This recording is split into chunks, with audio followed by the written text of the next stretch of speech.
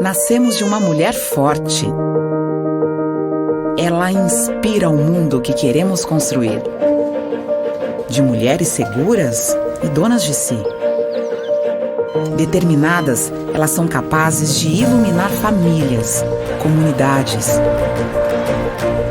Nosso desafio é eliminar barreiras. Formamos uma teia para apoiar, abraçar, libertar. Para lado a lado, redesenhar sonhos, abrir possibilidades, transformar vidas.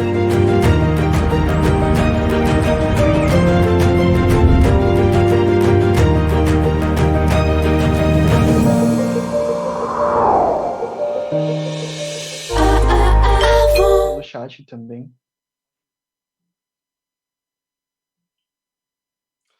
Olá, muito bom dia, sejam bem-vindos a mais um dia do 15º Encontro do Fórum Brasileiro de Segurança Pública.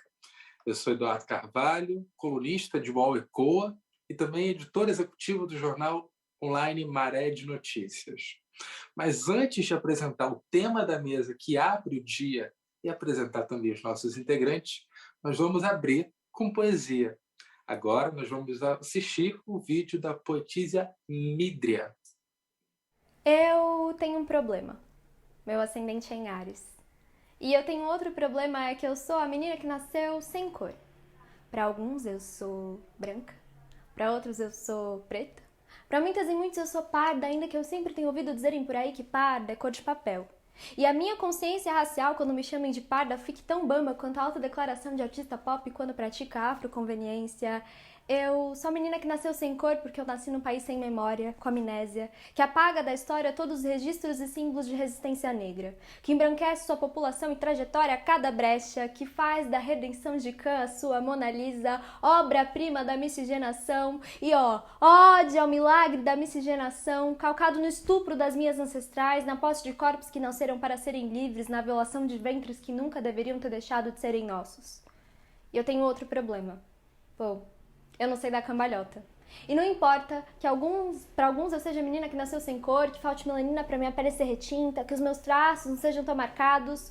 O colorismo é uma política de embranquecimento do Estado que por muito tempo fez com que eu deixasse de lado os traços genéticos do meu pai herdados. Me odiasse, me mutilasse, meu cabelo alisasse. Meninas pretas não brincam com bonecas pretas, mas faço questão de botar no meu texto que pretas e pretas estão se amando, porque me chamam por aí de parda, morena, moreninha, mestiça, mulata, café com leite, marrom, bombom. E esse corpo moreno, cheiroso e gostoso, é um corpo delgado, da cor do pecado, e me faz tão bem ser feitizada enquanto quase perfeito padrão de mulata exportação. Um outro problema que eu tenho é que meu passe livre sempre acaba antes do final do mês. Eu sou a menina que nasceu sem cor e isso me dá o privilégio de ser a menina que tem livre acesso a muitos espaços, mas que no final do dia parece não pertencer a nenhum deles de fato. Eu sou a menina que nasceu sem cor, mas sempre que convém alguém, minha negritude vai saltar aos olhos, e isso só me faz pensar o quanto o mito da democracia racial no Brasil é de... Se você sabe de onde veio sua tataravó, pode ter certeza que você é uma pessoa branca, de origem europeia, italiana, portuguesa. O único brasão que sobrou na minha família foi o da desestruturação e da pobreza. Cara, gente branca. Se você não tem sangue preto nas veias, tem nas mãos. Tá na hora de derrubar a porra da estátua dos bandeirantes e valorizar o sangue preto que escorreu no solo da construção nada gentil desse país. O Barbosa, Bolsonaro tentam apagar a escravidão, queimam os registros sobre esse holocausto. Então, se for preciso, a gente resgata as nossas raízes nos dentes. Vai entender que a nossa gente é filha de Dandara do meu quilombo. Nos dê forças, para que não tenhamos vergonha das histórias que carregam os nossos corpos. Por muito tempo, eu fui a menina que nasceu sem cor. Mas um dia gritaram-me, negra! E eu respondi.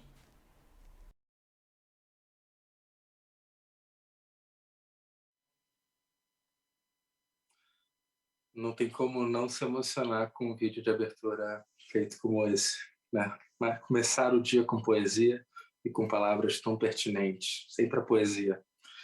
Bem, Mais cedo, logo ali na apresentação, segundos atrás, eu disse que eu não estaria sozinho para essa mesa que abre o dia de hoje. Comigo estão aqui Felipe da Silva Freitas, Fábio Gomes da França e Jaqueline Signoretto.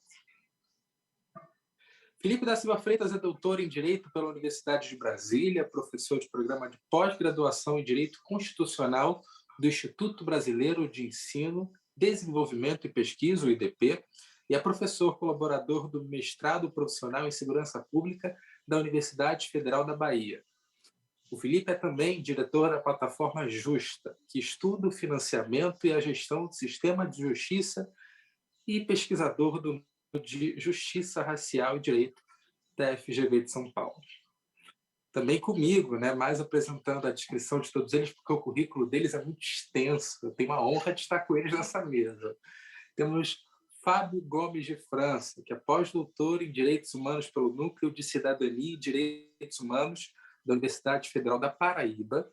Além disso, o Fábio é doutor e mestre em Sociologia pela mesma universidade e bacharel em Segurança Pública pelo Centro de Educação da Polícia Militar do Estado da Paraíba. O Fábio ainda atua como pesquisador na área de Sociologia da Violência e em temas relacionados à segurança pública, com destaque para os estudos sobre as instituições policiais militares. O Fábio França é também capitão da Polícia Militar. E para fechar o currículo, a apresentação dos currículos, Jaqueline Signoretto é graduada em Ciências Sociais pela Universidade de São Paulo, tem mestrado em Sociologia pela Universidade de São Paulo e doutorado em Sociologia pela Universidade também de São Paulo. É professora associada da Universidade Federal de São Carlos e do Departamento de Sociologia. Lidera o grupo de estudos sobre violência e administração de conflitos da UFSCar. Eu falei certo, professora? UFSCar mesmo? A professora Jaqueline realizou estágio pós-doutoral na Université de Toulouse, com bolsa Hermès da Fondation Maison de Sciences. A professora Jaqueline tem um currículo extenso, tem experiência em Sociologia da Administração da Justiça e Sociologia da Violência, atuando principalmente na área da Sociologia da Administração, atuando principalmente nos temas de administração institucional de conflitos, acesso à justiça, violência, segurança pública, sistema de justiça, prisões e controle estatal do crime. É pesquisadora do INCT. Falei certinho a sigla, professora? INCT, que é o Instituto de Estudos Comparados e Administração Institucional de Conflitos. Ufa, são muitas siglas para apresentar esse timaço que está aqui hoje e que vai debater comigo. Na verdade, eu tenho a honra de mediar essa mesa sobre racismo institucional e o sistema de justiça. A nossa dinâmica vai funcionar da seguinte forma. Cada um vai ter de 10 a 15 minutos para fazer a sua exposição e, no final, vocês podem mandar as suas perguntas e eu também vou querer fazer perguntas a eles.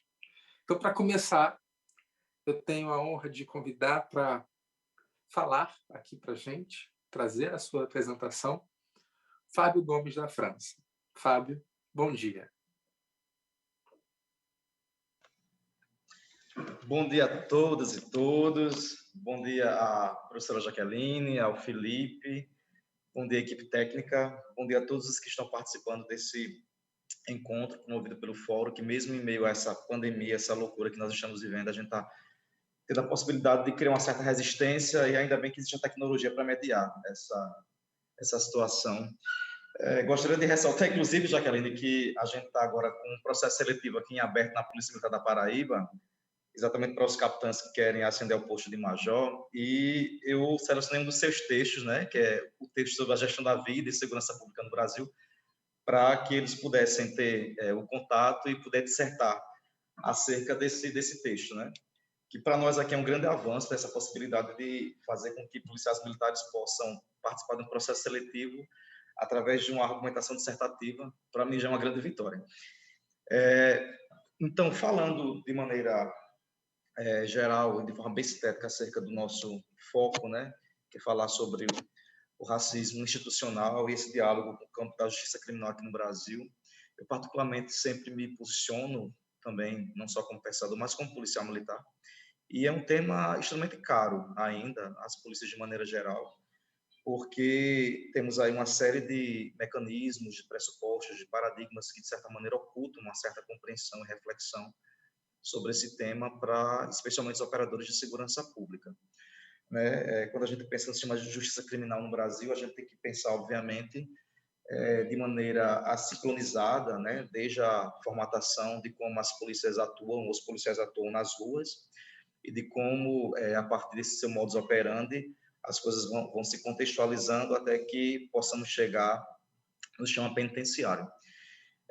Então, assim, eu particularmente gostaria de me situar a partir da minha fala, mostrando assim toda uma luta, digamos que nós vemos ou estamos empreendendo, né, há algum tempo, né, ao longo dos anos, como sociólogo, como talvez aí uma pessoa que reflita ou que tente sair um pouco dessa condição cultural a que estamos submetidos, para pensar exatamente o que é o racismo no Brasil, como é que ele permanece, como é que ele se institucionalizou, como é que ele vem se desenvolvendo, né? Alguns dias atrás eu dei uma entrevista à Folha de São Paulo, exatamente falando sobre essa concepção da relação das polícias com a ideia do racismo no nosso país, e foi uma grande polêmica, né? Uma grande polêmica porque o ponto-chave da entrevista era exatamente ressaltar que no século XIX as polícias militares, quando foram criadas como guardas municipais permanentes, elas foram exatamente criadas, né, durante a década de 30 do século XIX, e o métier central dos policiais, obviamente, já que estávamos aí numa era imperial escravocrata, era perseguir escravos, perseguir negros, de certa maneira, controlar a população pobre e de grande maioria de pele negra. E isso foi, assim, uma grande celeuma. Criou-se um grande conflito em relação à minha pessoa, né, como profissional. Tive que responder nos bastidores, as pessoas não sabem disso, mas respondi nos bastidores a uma apuração preliminar, né, que poderia ter gerado um procedimento interno, uma sindicância interna contra mim, exatamente porque me posicionei como pesquisador, né, tentando exatamente despertar os policiais para que eles percebam que, historicamente falando, a gente aí tem uma grande lacuna com a sociedade brasileira como um todo, porque nós ocultamos esse processo histórico de construção de uma polícia que, na verdade, nunca deixou de perseguir pessoas negras. Essa é a grande realidade, essa é a grande verdade, né? E por mais que os gestores policiais eles posicionem de maneira a mostrar que hoje a polícia tem outra perspectiva, que hoje a polícia busca, né, essa ideia de uma polícia de proximidade, de uma construção de um elemento aí mediador, mais humanístico, mas ainda assim nós não podemos fechar os olhos, né, não só como pesquisador, mas também como próprio operador, para percebermos que existe toda uma dinâmica ideológica, digamos assim, que constrói, né, uma relação muito problemática, porque a partir do momento que temos também pessoas negras que ascendem na carreira policial, especialmente nas polícias militares, e elas têm a possibilidade de ascender socialmente nesse sentido, mas, por outro lado, parece que se oculta uma certa reflexão crítica acerca do seu papel como cidadão negro, né, sendo aí policial, e nas mediações, interações, nas relações com as pessoas em sociedade, eles não conseguem se colocar empaticamente no lugar de pessoas negras que estão sendo, obviamente, cotidianamente, sendo, digamos que, assediadas, estão sendo, tendo a revista pessoal como o ícone maior, né, da ação policial, e isso é muito complicado, é uma situação ainda que deve ser colocada em primeiro plano, né, especialmente nas formações policiais.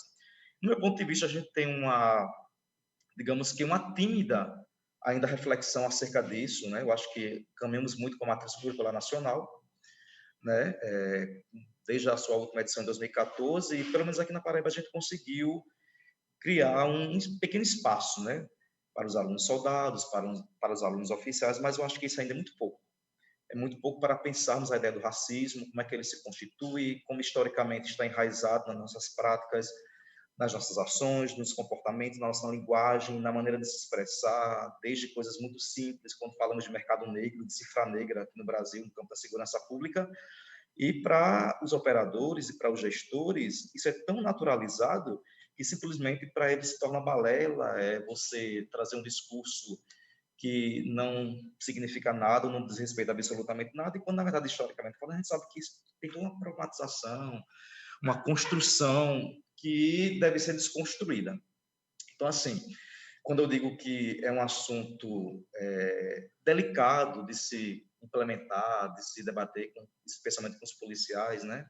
Colocando eles aí dentro desse sistema macro de justiça aqui no Brasil, eu tenho toda uma luta, né? Eu, particularmente, em um último curso aqui que nós ofertamos, que nós oferecemos, eu fiz questão de trazer um aluno de pós-graduação, doutorado, que pesquisa exatamente essa relação da polícia com a população negra no Brasil.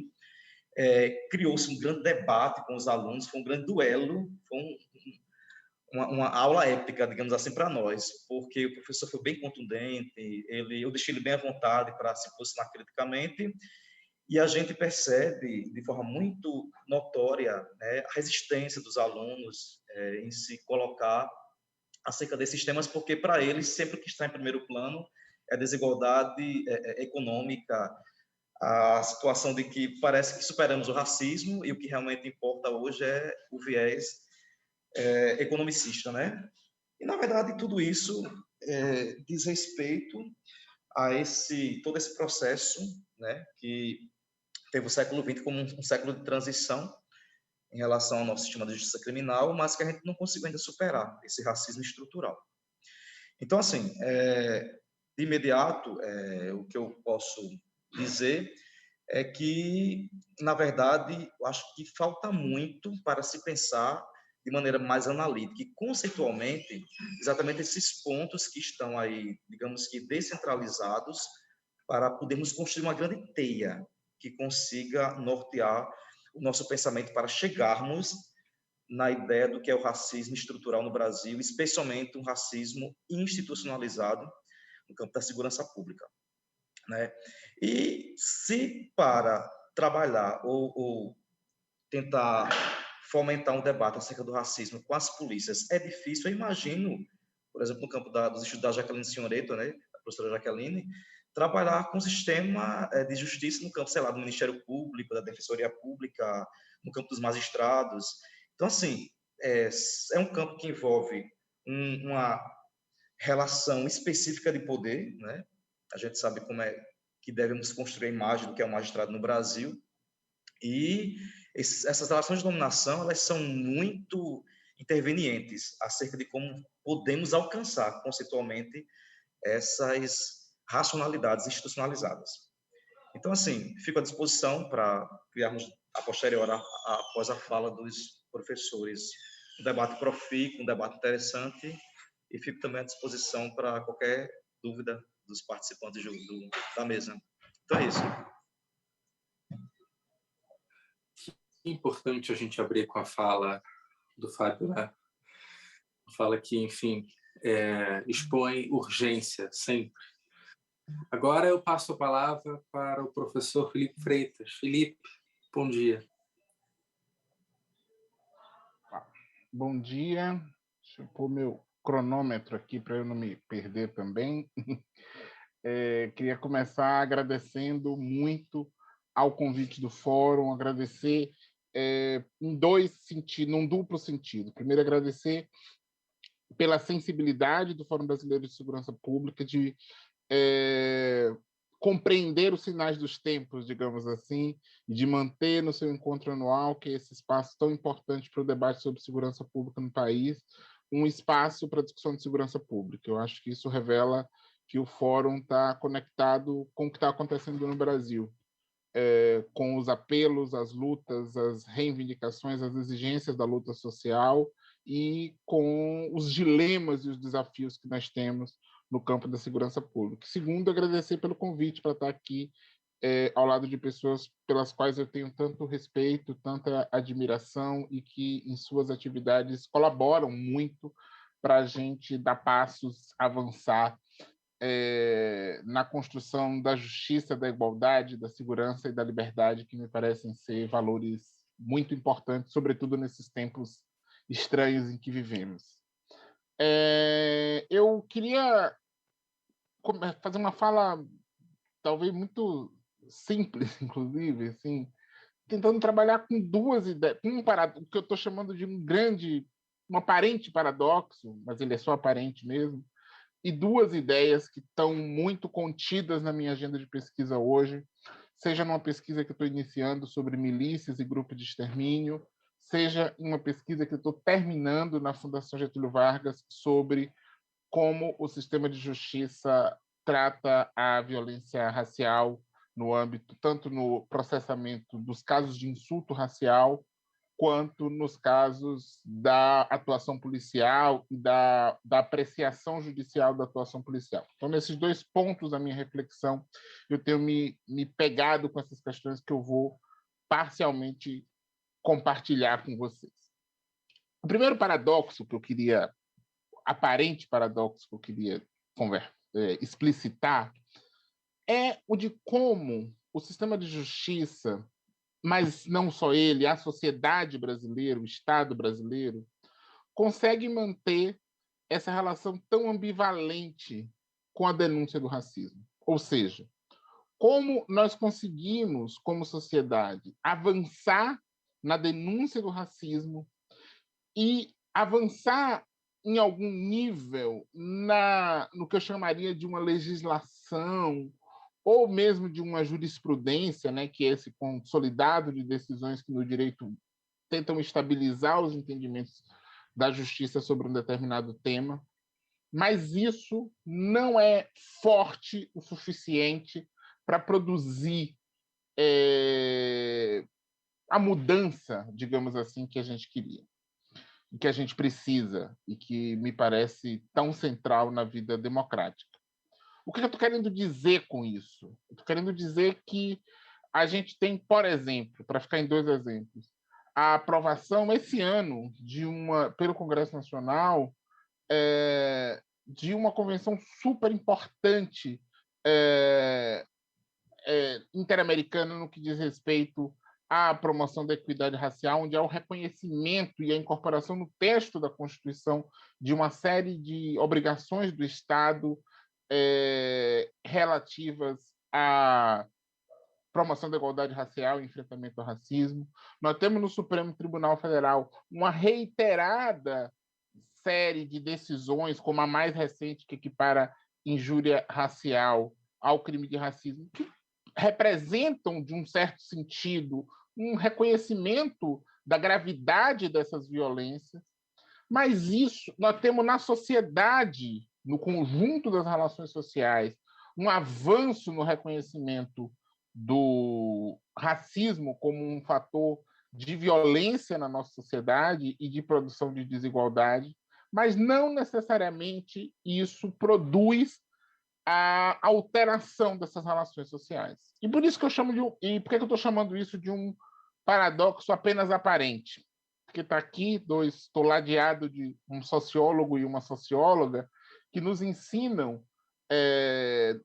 olhando para os processos sociais, que os processos sociais são assim mesmo, no sentido de dizer que eles não são unidirecionais, eles não são, eles são complexos, eles são multicausais e que, portanto, é só aparente a ideia, o paradoxo de que, por conta de um maior reconhecimento de um problema, a gente tem a sua resolução.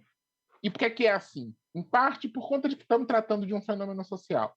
E os fenômenos sociais se desenvolvem assim nessa polifonia. Mas segundo porque o racismo em particular, como fenômeno de poder na sociedade, se reinventa. Ele não só se reproduz, ele se reinventa. Na medida em que a luta negra produz uma mudança social, e nós produzimos, a luta negra produziu muitas mudanças sociais nos últimos anos, o racismo se recoloca, criando novas subalternidades. E eu acho que é muito importante que todas nós estejamos muito atentas a pensarmos, né? Para que todas as pessoas estejam atentas a pensar sobre como é que o racismo está criando novas subalternidades. Na hora que a presença negra se torna incontornável nos espaços de poder, a lógica capitalista começa a absorver isso e fazer com que a nossa presença seja estéril do ponto de vista da produção de outras mudanças. Na hora que a presença negra se torna incontornável no parlamento, nos espaços de poder, faz-se um processo de tentar esvaziar o sentido de transformação dessa representação política. Então, eu acho que é muito importante a gente ficar atento e atenta a que as transformações que a luta negra produziu não sejam esterilizadas, não sei se essa é a melhor palavra, para que elas possam seguir produzindo outros significados sociais, gerando outros significados sociais. Então, dito isso, eu passo aos 2 pontos que eu queria destacar, então, do que eu acho que são 2 grandes desafios que a gente segue constatando nas pesquisas e que importam para o nosso campo. O primeiro é o que a Jaqueline, inclusive, tem muito a dizer sobre isso, porque nos ensina a todos, sobretudo na sua última pesquisa, muito sobre isso, que é o tema do modelo de policiamento.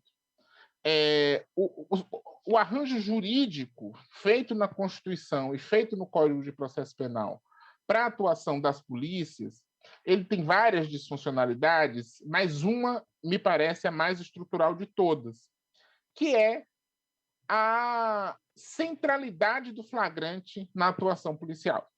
Né? A nossa representação, o nosso imaginário da atuação policial é como se policiar fosse fazer flagrante, lavrar flagrantes. Né?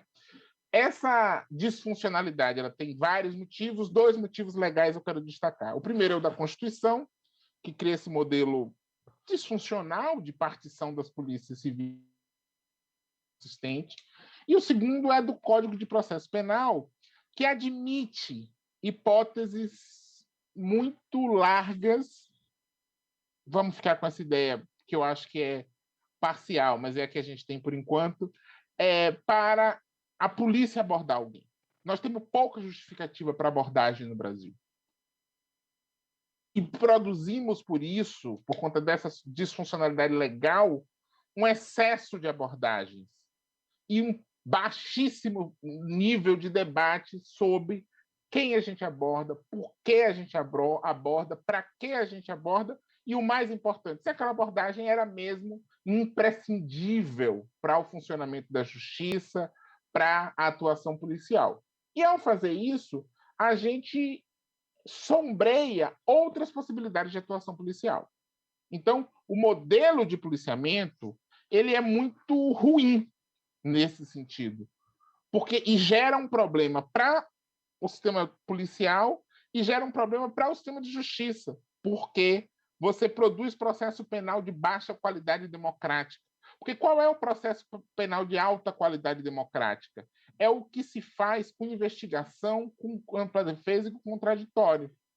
É quando se investe em inteligência para que as eventuais prisões sejam sempre produto de investigação, com um conjunto bastante consistente de indícios e, sempre que possível, com validação e decisão judicial. Então, esse é o primeiro nível de problema que nós temos.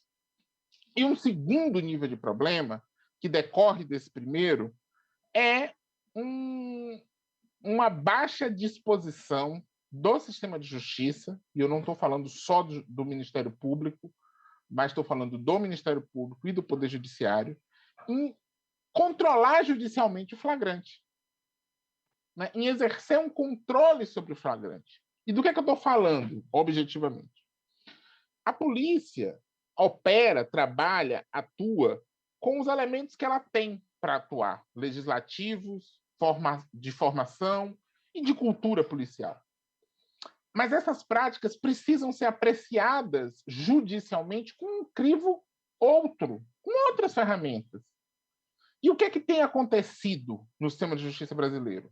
O sistema de justiça repete a narrativa policial.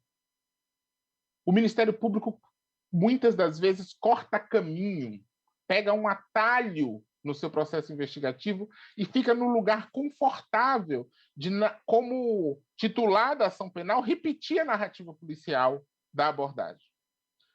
E eu acho ótimo que a gente tenha começado essa conversa ouvindo um policial, para dizer, para simbolizar do respeito e da importância que para nós tem ouvir a palavra do policial, conhecer os saberes e práticas policiais. Eu e Jaqueline somos profissionais que estamos dedicados a conhecer esse universo, a entender ele em grande profundidade, na medida do que nos é dado conhecer.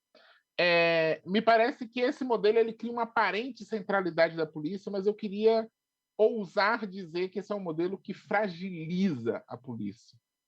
Porque, na prática, o Ministério Público se desincumbe de cumprir a sua tarefa de produção probatória, transfere a produção da prova para a repetição da narrativa policial, e quando dá errado, me permitam a forma simplória de dizer, é o policial que sobra. E quando dá certo, use-se aspas nessa expressão, é a violência estrutural que se reproduz. Na prática, a gente tem um modelo que vulnerabiliza pessoas negras, com farda ou sem farda. E, ao mesmo tempo, blinda as pessoas brancas que ocupam os espaços decisórios desse processo. Na medida em que juízas e juízes, promotores e promotoras não são questionados sobre o seu papel na validação da atuação policial, a gente refaz uma imagem fácil no racismo. Nada é mais fácil de produzir na sociedade racista do que a ideia de um homem negro violador.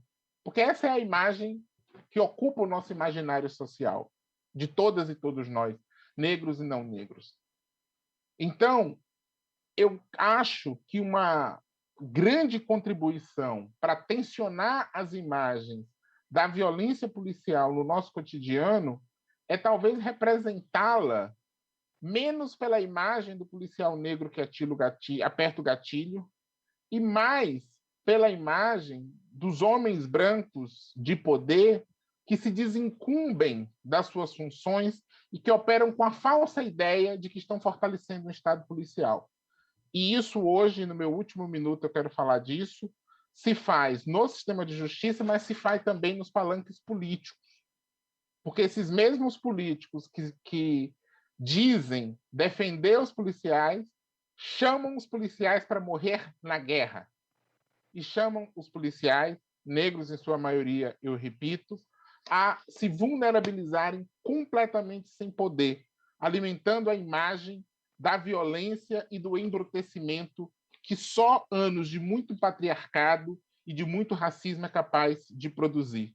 É uma guerra para a qual são chamadas as armas sem controle, as armas da corrupção, as armas das milícias, as armas dos grupos de extermínio. Me parece que interromper esse ciclo é a tarefa que nos é dada para pensar outras imagens no tema do enfrentamento ao racismo no Brasil. Acho que é isso. Obrigado, Felipe, pela sua contribuição. E agora vamos ouvir a última explanação antes das nossas perguntas. É com você, professora Jaqueline Senhoreto.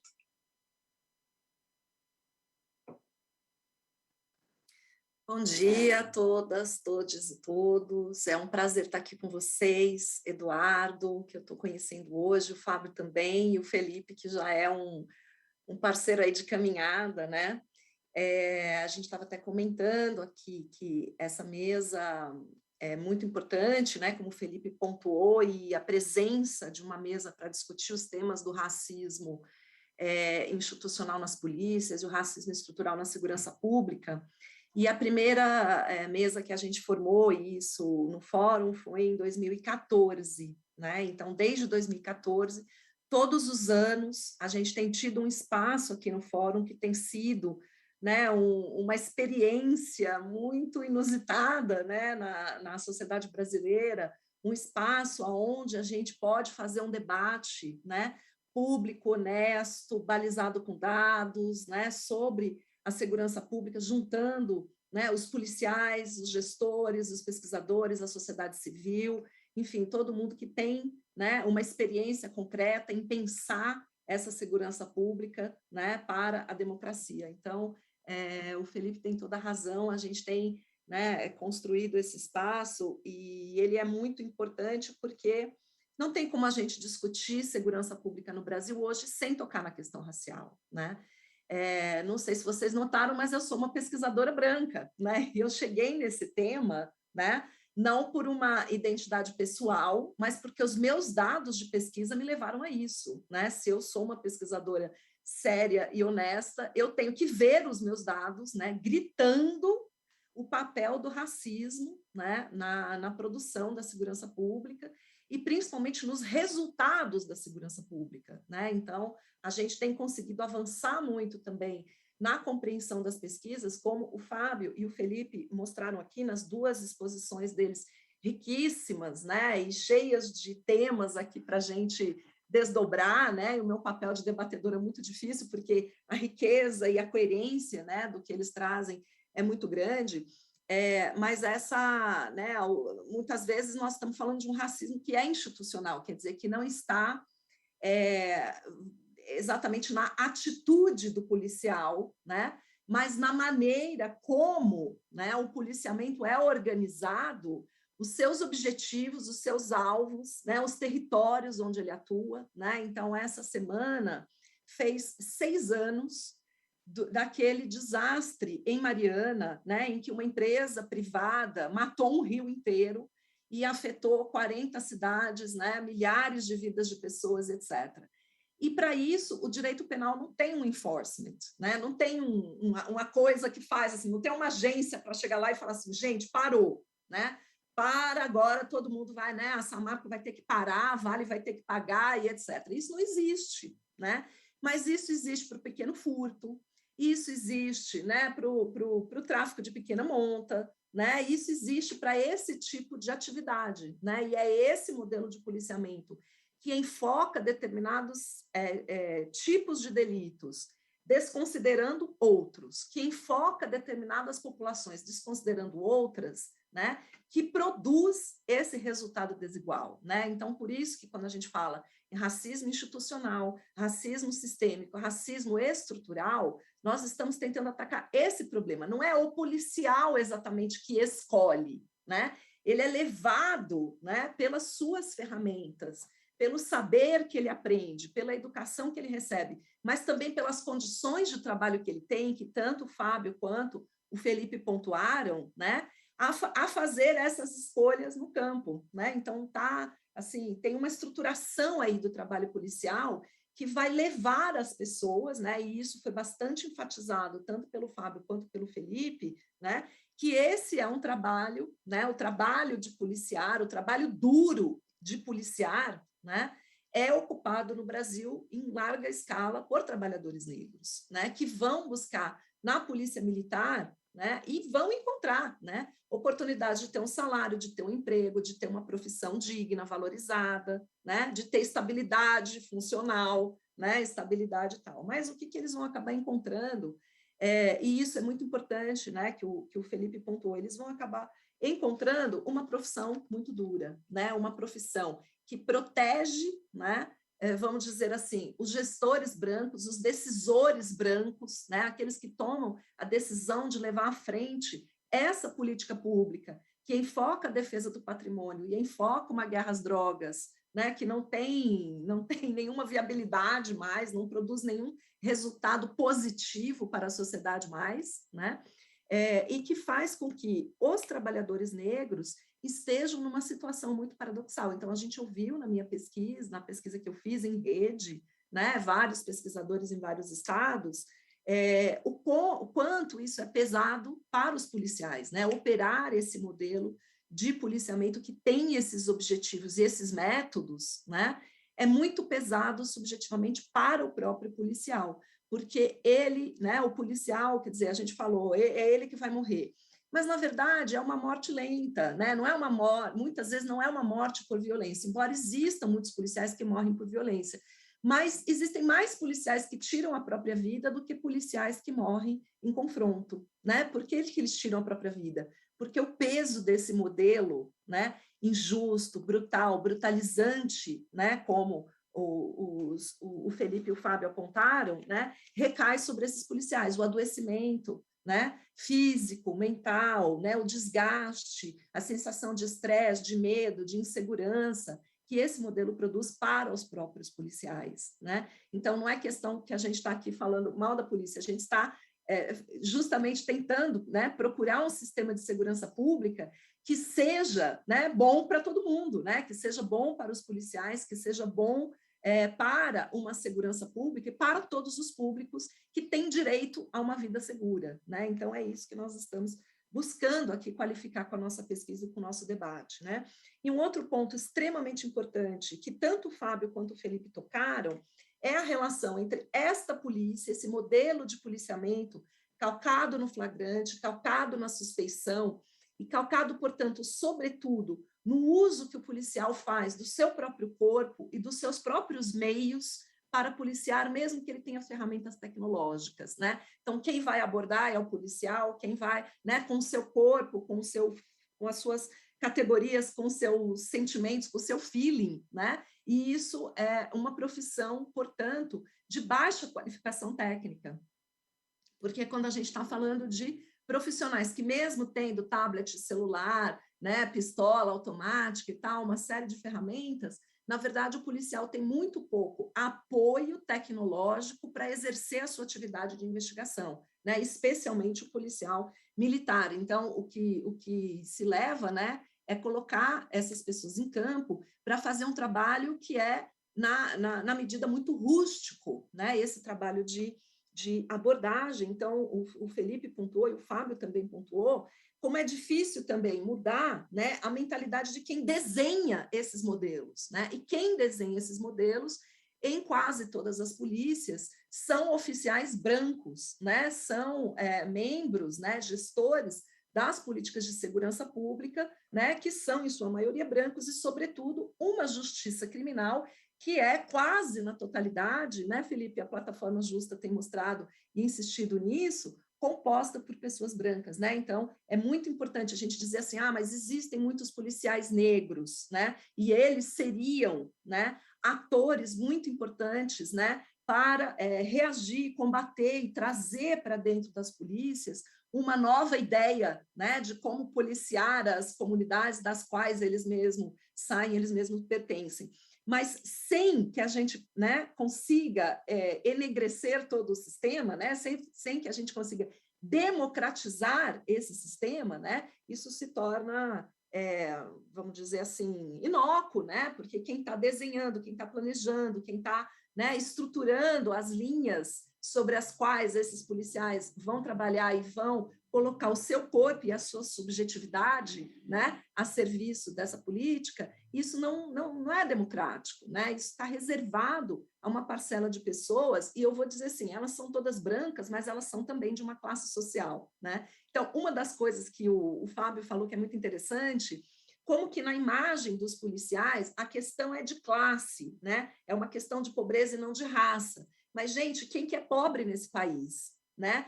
Ou invertendo o contrário, quer dizer, se a gente for olhar para quem é negro, né, a grande maioria, assim, né, uma porcentagem muito pequena apenas de pessoas negras conseguiram ascender. E aí a gente tem muitos trabalhos, né, que foram feitos no campo da sociologia das relações raciais, né, que tem mostrado isso, uma desvantagem cumulativa das famílias negras ao longo do tempo. O país se desenvolve, o PIB do Brasil cresce, né? Algumas classes sociais se beneficiam da distribuição de renda, mas a população negra vai ficando sempre, né, nas piores condições, com as piores escolas, com as piores infraestruturas, né? E tem um serviço policial, né, destinado, vamos dizer, a policiar os bairros e as atividades onde essas pessoas estão concentradas.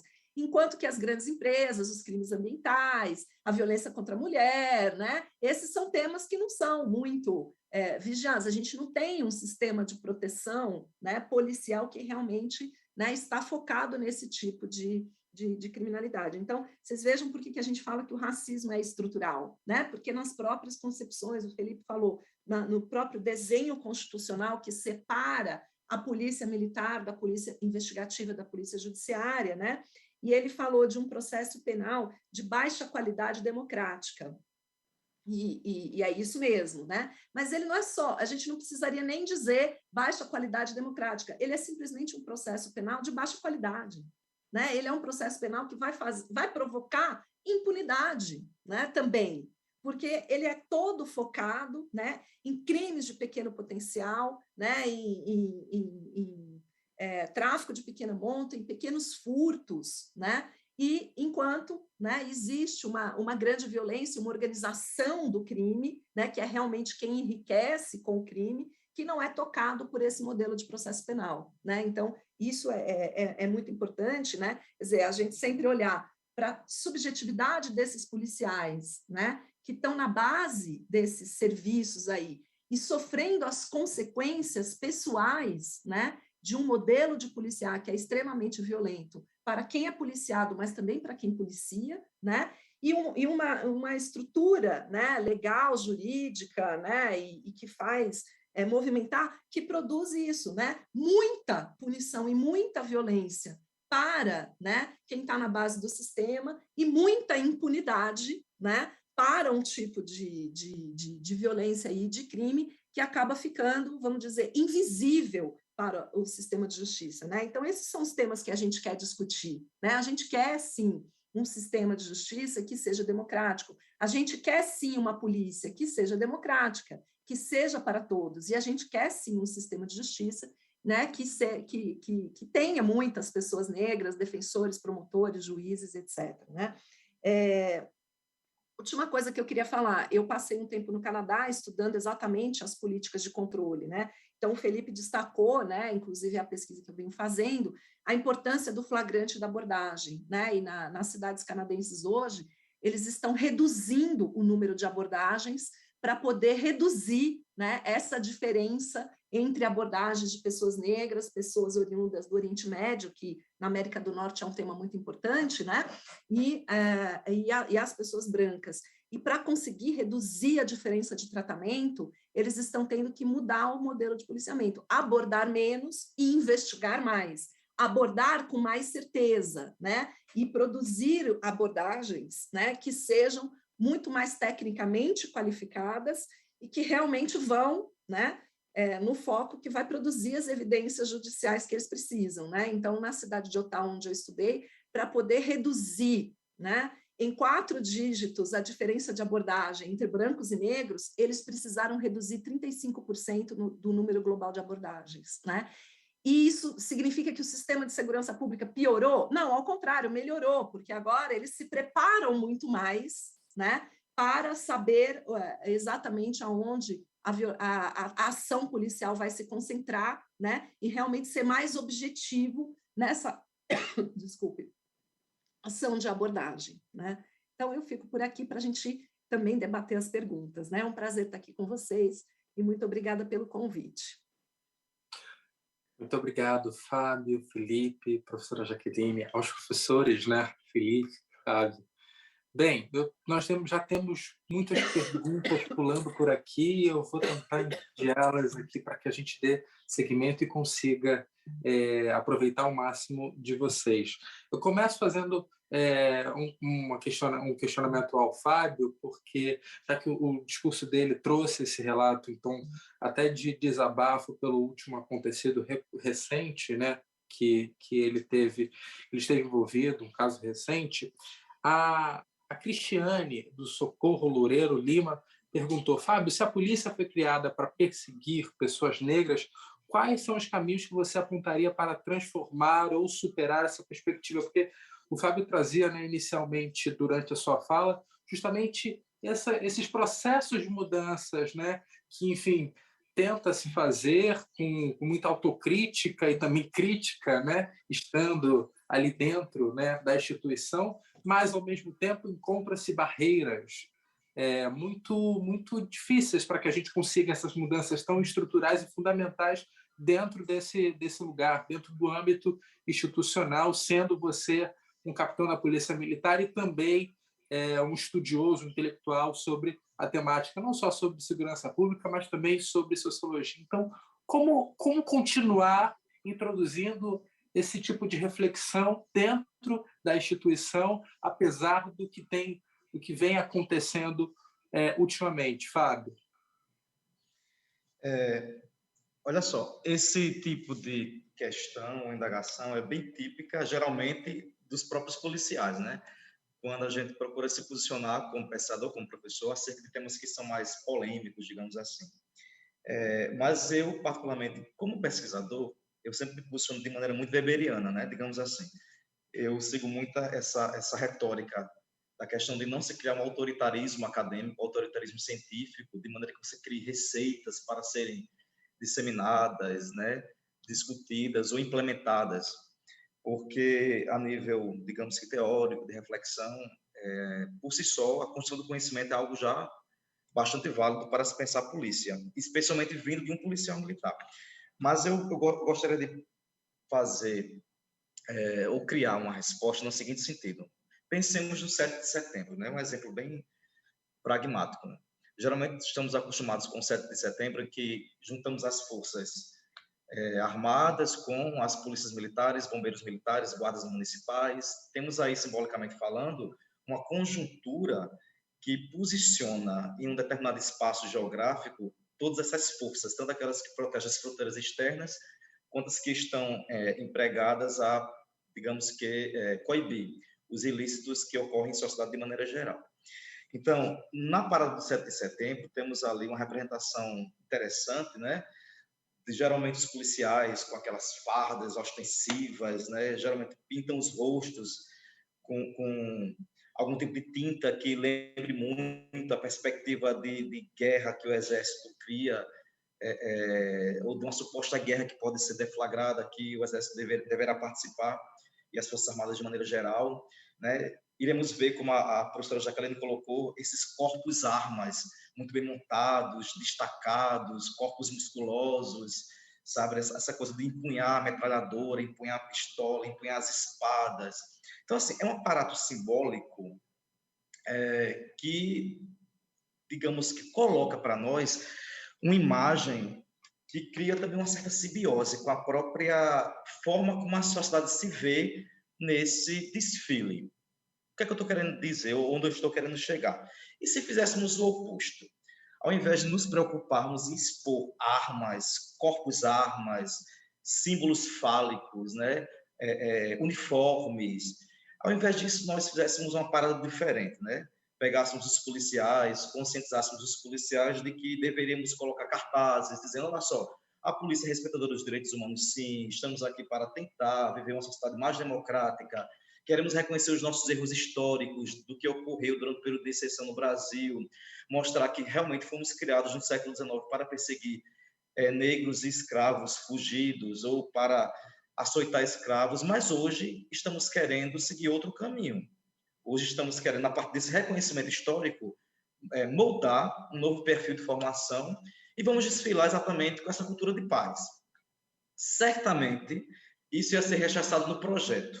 Isso nem sairia de um projeto, né, da área burocrática, porque estaria implicado, né, para além da perspectiva da cultura militar, também o que o Felipe pontuou muito bem, toda uma história do patriarcado, toda uma ideia de masculinidade, de virilidade, um ideal bélico de combate que está muito presente exatamente nessa junção daquilo que as pessoas levam do mundo social para dentro das casernas, especialmente quando falo especificamente das polícias militares. Seria uma coisa interessante, seria bem inusitado, né? Ver policiais realmente no discurso público apontando que o caminho seria seguir os direitos humanos e as prerrogativas democráticas e constitucionais.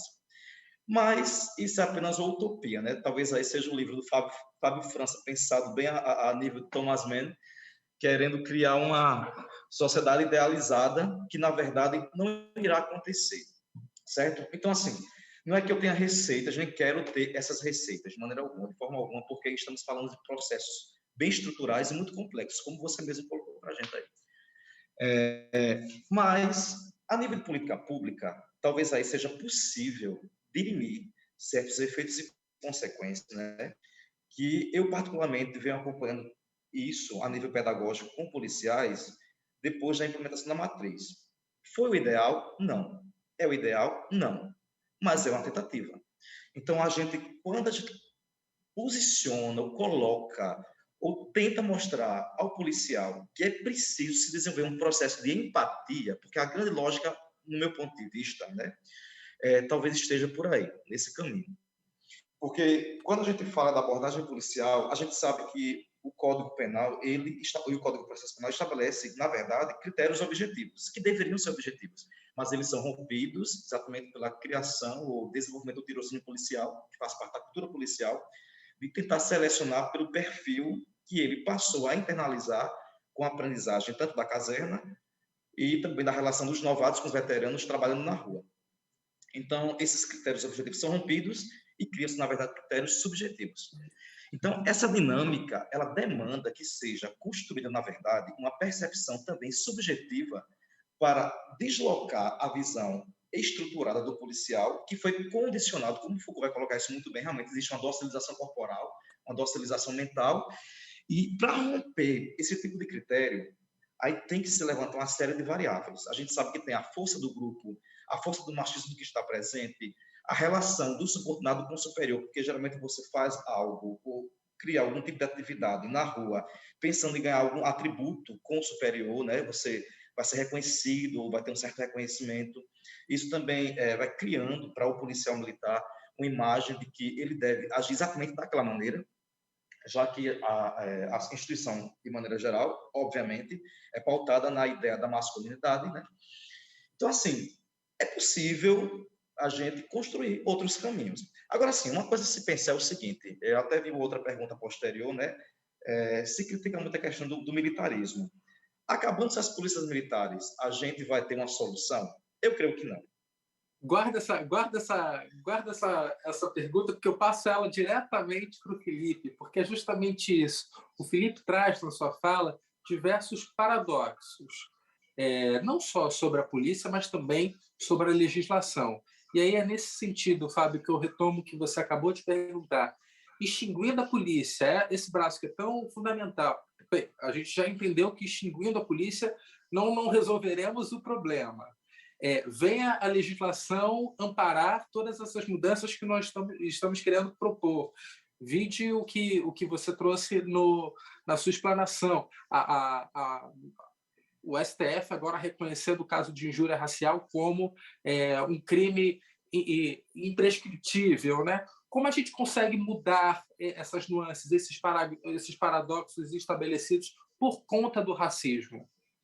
O Eduardo, só rapidinho, só um minutinho. Agora tem uma coisa interessante aí a se pensar. Agora, na questão do militarismo, da cultura militar, é um elemento que potencializa muita coisa que está estruturalmente posta em sociedade. E uma delas, para mim, é essa ideia bélica da relação da polícia com a sociedade e a ideia do machismo estrutural e desse patriarcado que nunca se rompe, né? No meu ponto de vista, né? Por mais que a gente tente. Não, e eu já passo para o Felipe falando, né, que muitas vezes há um certo tipo de não compreensão em qual lugar a polícia está dentro do Estado, né? A polícia que vai tendo que ser a gestora de diversos problemas para a resolução de, enfim, políticas públicas no país como um todo. Felipe. Bem, eu acho que o Fábio, eu concordo plenamente, assim, sobre o tema quente da desmilitarização, né? Eu acho que a desmilitarização, dada em face dos últimos acontecimentos, não dos últimos 3 anos, mas dos últimos 30 anos, eu acho que faz todo sentido pensar em desmilitarização como condição necessária, mas não suficiente. Não acho que a gente superdimensiona o debate da desmilitarização. E eu me sinto à vontade de dizer isso aqui. Eu, em geral, não abro muito esse debate, porque a gente precisa de pauta política para avançar, né? Eu não sou definitivamente um pesquisador, eu sou um pesquisador com os 2 pés na luta política, então eu estou 100% preocupado com a luta política e como a gente vai avançar nas coisas que a gente está construindo. Então, eu, em geral, tento não fazer ponderações muito, né, duras em relação ao tema da desmilitarização, porque eu acho que ela é um tema mobilizador muito chave. Mas eu acho que ela é necessária, mas não é suficiente pelos fatos que o Fábio está colocando. E, por exemplo, dúvidas sobre autoritarismo e atuação policial, ver a atuação da Polícia Federal, por exemplo. Eu não acho que a Polícia Federal seja, por exemplo, um modelo exatamente de funcionamento constitucional. Eu acho que várias violações de direitos têm acontecido, sim, na atuação da Polícia Federal, dúvidas, vídeo que aconteceu na Lava Jato, por exemplo. Então, eu não acho que a desmilitarização é a panaceia, sabe? Não acho mesmo. E acho que tem várias perguntas nesse sentido, muita gente dizendo com toda razão, e como é que muda, né? Que é uma ambição. A gente, às vezes, superdimensiona o tema da formação. Ele é super importante, ele é a nossa aposta, né? Nós, todos e todas, fizemos essa aposta nos últimos anos de investir muito na formação e eu acho que temos que seguir investindo, não tenho dúvida disso. Falo isso na condição de quem é professor das carreiras todas. Assim, tenho dado aula na escola da magistratura, dando aula nos cursos de policial, dando aula nas escolas superiores do Ministério Público da União. Então, eu acredito na formação. Mas não vamos superdimensionar, porque a formação ela não vai também ser essa solução. Eu acho que a solução está na luta política mesmo, sabe? Em como a gente consegue, como sociedade, mudar essas representações.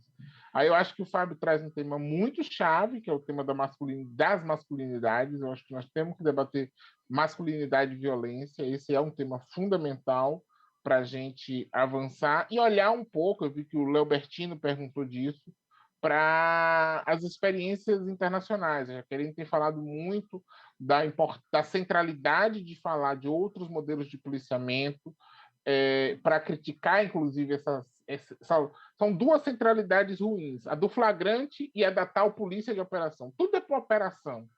Que diacho de polícia é essa que toda hora faz uma operação?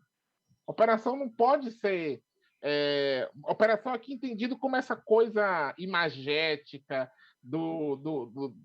que atravessa as polícias, né? Da Polícia Federal, as polícias militares, todas elas são movidas também por esse imaginário, que é um imaginário de excepcionalidade, que joga fora o ordinário, joga fora o todo dia, joga fora os dilemas da vida real das polícias, entendeu? E produz uma imagem falsa e violenta e autoritária sobre as polícias, uma imagem, uma realidade ruim para a vida policial, que é essa ideia, por exemplo, de que a vida policial é todos os dias subir no helicóptero, fazer incursões com caveirão, e não é essa a realidade da maioria das forças policiais, né? O Fábio está aqui, pode nos dizer, é outra coisa, né? A polícia é chamada para outras coisas. Mas isso produz uma imagem falsa, então acho que a gente tem que tirar essas coisas do nosso léxico e aí eu acho que o tema do ciclo completo... Assim, mas a outra coisa que eu ia dizer era, um é o tema da operação de flagrante e o outro é do controle da abordagem, que é o que o Leobertino perguntou, sobre se a gente tem no direito comparado alguns exemplos. A Jaqueline fala bastante dessa experiência que ela conhece bem, do modelo de policiamento olhando para a experiência do Canadá, e eu acho que tem um outro modelo, que é um modelo de alguns estados, nos Estados Unidos, sobre controle de abordagem. A gente precisa saber... Eu quero saber quantas abordagens a polícia faz por mês. Para falar de uma coisa simples. Quantas abordagens ela faz por mês? Quem foram essas pessoas abordadas? Isso já está na informação pública. Essa é uma informação, vou dizer uma coisa dura, mas eu acho que é necessária. Tão importante quanto saber quantas pessoas foram presas. As duas informações são importantes. Porque eu quero, como cidadão, exercer um controle sobre quem e como a polícia aborda. E essa não é uma informação pública. Então, acho que pensar modelos de controle de abordagem é muito importante. E aí eu já pego, você me dá um gancho ótimo, Felipe, porque eu já passo essa bola para a professora Jaqueline, porque no ano passado a professora acabou coordenando a pesquisa, que aferiu que a proporção de prisões em flagrantes a pessoas negras do que brancas é 4 vezes maior, a pesquisa da UFSCar. E aí, nesse sentido, você falava na sua explanação sobre quem pode mudar ou redesenhar essas condições todas, esses parâmetros todos até nisso, dentro da instituição, e como é que eles enxergam isso. Porque se trazia, né, você traz, a leitura deles é mais da discriminação social do que racial. E aí você tem uma pesquisa que afere que, involuntariamente, na abordagem, 4 vezes mais pessoas negras são presas, né, tidas em flagrantes, do que pessoas brancas. Como se deu essa troca com os policiais? E quais são os exemplos, né? Eu já pego o gancho, como o Felipe já tinha indicado, você traz o exemplo do Canadá, mas também tem a da polícia americana, enfim, como a gente consegue realizar com que esses dados cheguem mais a conhecimento da sociedade e a gente possa discutir cada vez mais com policiais, com militares de uma forma geral, né? Para o redesenho da instituição frente a essa problemática?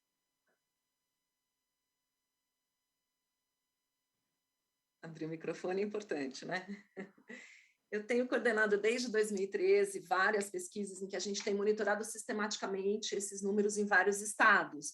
Mas, pasmem vocês, a maioria dos estados brasileiros não tem números, né? E mesmo estados onde a segurança pública é bem organizada, estados que têm capacidade de fazer, né, não fazem informação sobre isso, né? Então, o Estado de São Paulo divulga informações sobre abordagem, mas não sobre quem é o abordado, sobre o perfil, né? Idade, cor, raça, né? A gente não sabe. Na maioria dos estados brasileiros não tem sequer sobre quem é preso, né? Assim, as prisões em flagrante não tem informação pública, né? Sobre para a gente poder fazer pesquisa e monitorar. Então, esse é o ponto número 1, né, gente? A gente tem que saber a realidade, a gente tem que conhecer para poder discutir, saber, né? Para poder propor, a gente tem que saber o que está acontecendo, né? E qual é a cara disso que está acontecendo, né? Então, a gente tem tentado mostrar, né, com testes estatísticos e tudo, porque tem um problema. A população brasileira é bastante heterogênea. Os estados do Sul-Sudeste são de maioria branca, né? Enquanto os estados Centro-Oeste, Norte e Nordeste têm uma maioria negra, né? Então, você pega um estado como a Bahia, né, você vai ter, claro, a maioria das pessoas que vai estar em todos os espaços sociais é negra, porque a maioria da população é negra. No Rio de Janeiro, mais da metade da população é negra, mas não é o caso do estado de São Paulo, não é o caso do Rio Grande do Sul, por exemplo. Então, quando você olha, né, para a população carcerária nesses estados e vê que ali há uma maioria de pessoas negras, lógico que há uma desproporção, mas mesmo que não seja uma maioria, a gente tem que ponderar sobre o peso da população. Então, a gente começou a fazer esses cálculos, né? Começou a trabalhar com a probabilidade de uma pessoa negra, o risco, né? A razão de chance de uma pessoa negra ser presa, né? E de uma pessoa branca ser presa ou abordada, e etc. Então, para poder dar visibilidade ao problema, né? Então, isso é uma das coisas importantes. A segunda coisa importante é que a gente tem trabalhado, né? Alguém fez uma pergunta aí que a universidade também é um espaço racista, né? Sem dúvida, racista e machista, né? Mas a universidade tem trabalhado com o programa de ação afirmativa, né? Então, a universidade foi uma das primeiras instituições, né, pertencentes ao Estado que admitiu o problema e se abriu para tentar as soluções. Nós já resolvemos todos os problemas? De maneira nenhuma, né? Mas hoje eu dou aula numa universidade que tem uma cara totalmente diferente da universidade que eu ingressei, né? Hoje, metade dos meus alunos vem da escola pública, né? E muitos desses alunos, né, são pretos e pardos, e isso, inclusive, na pós-graduação, né? Inclusive, eu fui convocada pelos meus alunos, né, a testar. Então, a minha equipe é composta, né, de pessoas que vivem nas periferias, né, que estudaram escola pública e que são brancos e que são negros, né? Então, isso é super importante. Quer dizer, a gente passar da fase do isso é bonito, mas, né, como é que a gente vai fazer? Bom, a universidade passou a fazer, né, está fazendo há mais de 10 anos, né, com uma política de ações afirmativas, e no caminho a gente vai encontrando, né, novos problemas e novas soluções para resolver esse problema. Então, é uma questão do mundo todo. O mundo todo hoje está pensando, né, como superar o racismo das suas polícias. Então, na França tem algumas questões, na Inglaterra, né, a Europa tem as questões da migração, e a América, né, as Américas, América do Norte, América do Sul, Caribe, tem o problema, né, de serem sociedades, né, de passado colonial escravista. Então, é uma coisa diferente. Por isso que a gente olha muito para os Estados Unidos e para o Canadá, porque são países que têm história de escravidão e de colônia, né? Então, esses exemplos são muito importantes. E o ano passado, 2020, né, o movimento social nos Estados Unidos mostrou que não quer mais essa polícia. Então, a questão não é acabar com a polícia, mas a questão é qual polícia nós queremos, qual política de segurança pública, né, nós queremos, porque na política de segurança pública, a polícia não está sozinha, né? Não é só pensar a polícia também, mas é pensar também as estratégias de segurança pública que possam trabalhar com prevenção da violência, né? Eliminação da violência nas relações sociais. Essa é a nossa meta, né? Então, é disso que a gente está falando, e por isso que esses exemplos, né, da América do Norte são tão importantes, porque também são países que foram constituídos pelo racismo. É sobre a introdução de outras nuances nessa temática, como a discussão de cotas, como a discussão de quem está nesses cargos de poder, enfim, de todo são vários fatores a serem colocados na balança a fim de mudanças significativas a médio e a longo prazo que começam agora e que a gente vai tendo mudanças gradativas, enfim, amparados pela legislação, amparados também para, enfim, de todas as formas das mudanças das ações individuais, como o Felipe trazia, né? Enfim, lidar com também a resignificação do que o racismo também vai se fazendo, né? Meninos e menina, é uma mesa que, enfim, tomaria a tarde inteira, o dia inteiro para a gente continuar aqui fazendo e batendo, enfim, é uma alegria ter participado. Eu queria passar a palavra para cada um de vocês fazerem um agradecimento, porque eu ainda chamo o desenho gráfico de toda a nossa mesa. Então, eu queria agora passar a palavra para os agradecimentos de vocês, professora Jaqueline. Eu queria muito agradecer, dizer que o Fórum é a nossa casa, né? O Fórum é a nossa menina dos olhos, essa construção dialógica aqui, né? Entre todos os setores da sociedade interessadas em uma sociedade livre de violência, uma sociedade mais justa e menos desigual, né? Então, a gente vai continuar, né, propondo esse debate, levando à frente, tornando o Fórum, a polícia, o sistema de justiça e a sociedade brasileira, né, mais justa e igualitária. A gente vai continuar insistindo nesse tema, né?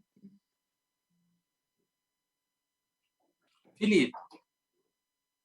Queria também agradecer, dizer que espero desejar, assim, o Fórum está debutando, né? Vou usar uma expressão já do século passado, e que o Fórum tenha vida longa nessa tarefa, nessa missão de levar debate de qualidade, informação de qualidade, e, num certo sentido, superar os entraves que o Estado impõe numa grande medida, né? Hoje, ninguém tem dúvida da qualidade e da precisão das informações que o Fórum Brasileiro de Segurança Pública produz. Isso é uma conquista que a gente, às vezes, nem tem a dimensão, nós que estamos muito implicados nisso. Então, tenho o maior orgulho sempre que sou chamado para qualquer das tarefas que o Fórum me convoca, porque entendo nesse sentido, de uma convocação de uma organização que conta com meu respeito e minha admiração, e essa inovação de ter um design de conversas que faz a representação gráfica da nossa fala no final, eu acho genial. Tá? Desde o ano passado, quero só dizer que eu acho isso o máximo.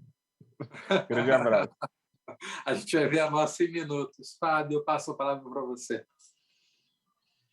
O espaço, dizer da situação que foi, né? Eu não conhecia o professor Felipe, não conhecia a professora Jaqueline, já tinha lido a professora Jaqueline, e também dizer de que nesse processo eu coloco de democratização,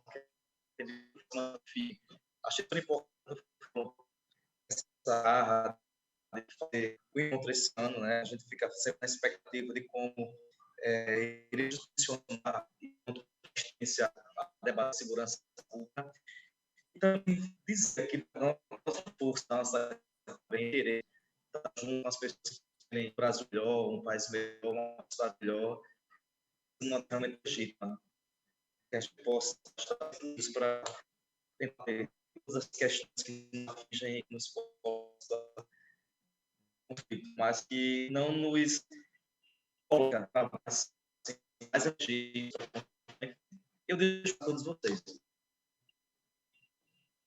Puxa, Fábio, muito obrigado. Acabei a fala, o agradecimento do Fábio acabou ficando, às vezes, um pouquinho truncadinho por conta da conexão, mas a gente conseguiu entender grande parte dele. Eu agradeço mais uma vez a presença de todos vocês. E agora, já que o Felipe evidenciou com tanta pompa e honra, Fábio, por favor, entre e mostra para a gente a facilitação gráfica dessa mesa.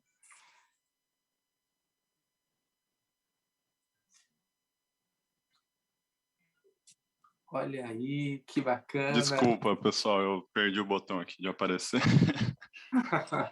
Queria agradecer, dizer que é muito importante a gente estar participando desse evento, Tá muitas coisas muito relevantes, né, sendo faladas. E aqui, assim, só um pouquinho assim, das falas do Fábio, do Felipe e da Jaqueline, né? A gente ainda tá terminando o desenho, mas é para ter uma prévia aí. Falando um pouquinho sobre esse tema tão legal e importante de ser discutido, acho que tá sendo muito, muito válido aí. Obrigadão pela oportunidade de a gente poder participar. João, muito obrigado por ter feito essa representação gráfica tão incrível para a gente. Parabéns a você e a equipe. Bem, agora o dia só está começando, como eu disse mais cedo, né? Tem muitas mesas e eu até estou me sentindo hoje Marcelo Cosme, assim, porque eu vou passar, a programação continua com a Aline Midley coordenando uma mesa. Então, assim, eu estou me sentindo na Globo News, propriamente. Então, a gente segue hoje com o calendário de encontros e a Aline é a próxima mediadora de mais um encontro muito importante, de falas muito precisas. Mais uma vez, eu agradeço a participação de todos os convidados. É uma honra estar no 15º Fórum Brasileiro de Segurança Pública. Obrigado, gente. Até a próxima. Eu sou Marcos Veras e quero te convidar para espalhar uma mensagem muito importante que eu e a Uber queremos compartilhar. Preparado? Então vamos lá. Eu quero que você feche os olhos. Agora imagina que você está tranquilamente dentro do seu Uber quando de repente um cirurgião atravessa uma rua correndo com um bisturi na mão. Absurda a cena, né? Mas agora me diz, quando você imaginou esse cirurgião, ele era branco ou negro? Aposto que você imaginou um branco. Eu sei porque eu imaginei. E isso sim é absurdo. E é por isso que eu tô aqui, junto com a Uber, para te explicar por que isso acontece. Calma, não sai daí. Vai dizer que você não tá curioso para saber por que você imaginou um cirurgião branco? Lembra daquele personagem médico bonitão da novela? Ele era o quê? Branco. E o médico dos filmes, das séries, das reportagens? Branco, branco, branco. Essa imagem foi repetida tantas vezes desde que nascemos que quando a gente pensa em médico, advogado, cientista, a primeira imagem que vem na nossa cabeça é essa, da pessoa branca. Opa, segura aí, Marcos. Eu sou a Negra Ali e essa é a minha deixa para entrar na sua mente. Branco visualiza branco, mas já parou para pensar que até mesmo pessoas negras visualizam o cirurgião branco? Mas eu vou ainda mais longe, ou melhor, mais perto, da ficção para a vida real. Levanta a mão comigo. Agora baixe um dedo para cada frase que você concordar. Já fui atendido por pelo menos 3 médicas ou médicos negros. Aquele restaurante chique que vou em ocasiões especiais está sempre cheio de clientes negros. O chefão da empresa em que trabalho é uma pessoa negra. Ainda acho que eu tô exagerando? Exagero é ter que dar mais exemplos de racismo em pleno 2021. Eu e muitas outras pessoas negras temos uma coleção de frases racistas que já escutamos por aí. Por exemplo, e esse carrão aí, hein? É seu mesmo?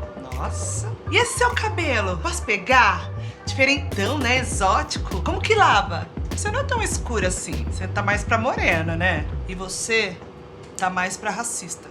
Essas atitudes estão tão presentes em nosso dia a dia que muitas vezes reproduzimos sem nem pensar. E quando a gente reproduz esse comportamento, geração após geração, a gente contribui para um ciclo infinito causado pelo racismo estrutural. Sim, eu, você, todo mundo, mesmo que não faça parte da sua realidade, o racismo existe. E nós, pessoas brancas, temos um dever e a responsabilidade de nos posicionar sobre o assunto. Ouça e repare mais nas coisas que acontecem ao seu redor. E lembre-se que nossas atitudes impactam na vida de outras pessoas. Por isso, sempre que presenciar ou vivenciar uma situação de racismo, denuncie. Racismo é crime. Tanto fora quanto dentro da Uber.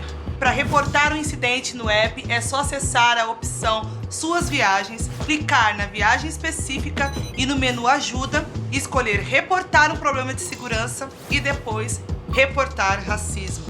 Repense suas atitudes racistas. Continue a mudança em t.uber.com/racismo.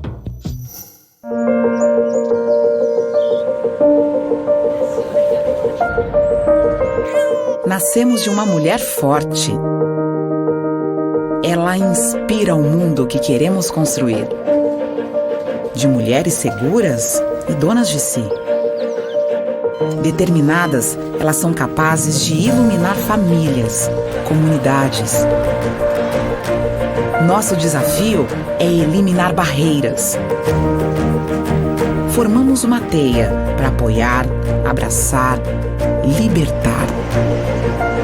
Para lado a lado, redesenhar sonhos, abrir possibilidades, transformar vidas.